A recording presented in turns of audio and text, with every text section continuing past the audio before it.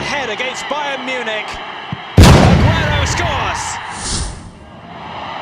Well intercepted, and Manchester City got the attack. It's Sergio Aguero inside the area, laid up a shot.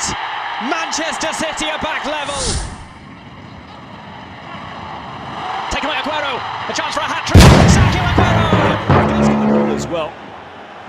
How effective can BVB be here? The Großkreuz through the legs out to Lewandowski. 4-1. Hopeful ball over the top. It does find its way through to Kagawa. Lewandowski.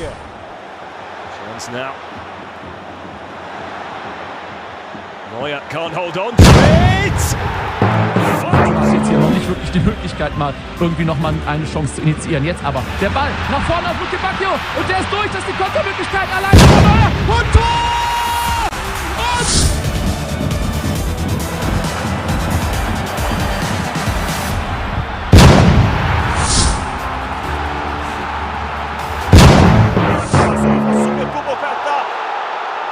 Rafinha indi topladı. Rafinha! Futbolçuları çox yaxşı təsir bağışlayırlar. İndi Rafinha istiqamətində ötürüm edilir.